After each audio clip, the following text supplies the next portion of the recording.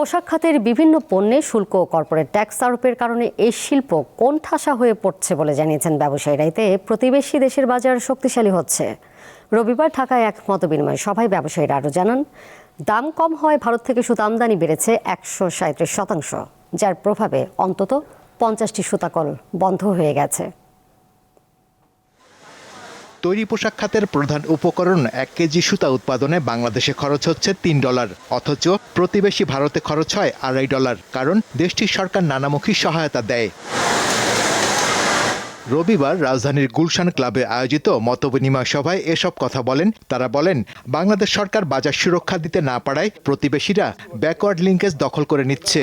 আমাদের competitor, particularly India, তারা তুলার ভিতরে অনেক বড় ভর্তুকি দিয়ে দেয়, ফার্মারকে দেয়, ফার্টিলাইজারকে দেয়, ট্রেডিংকে দেয়, দিয়ে তারা তুলার দামটাকে একটা সহানুভূতির জায়গায় রাখে, যাতে ইন্টারন্যাশনাল লেভেল থেকে তাদের কম থাকে।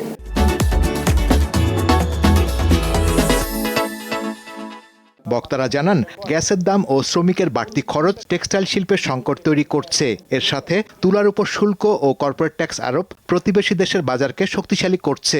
অতি সত্বর এই সেক্টরকে বাঁচাতে হলে সেফগার্ড ডিউটি, আমাদের জন্য ইনসেন্টিভের ব্যবস্থা, বিদ্যুৎ এবং গ্যাস, এখন ভুলেই যাচ্ছে, বিদ্যুৎ গ্যাস অবারিত থাকবে 6 মাস পরে, কারণ বিদ্যুৎ গ্যাস যারা ইউজ করবে তারাই তো থাকবে না। ব্যবসায়ী নেতারা বলেন, দেশীয় পোশাক খাত সুরক্ষায় নগদ প্রণোদনা সহ অন্যান্য সুবিধা বাড়ানো প্রয়োজন।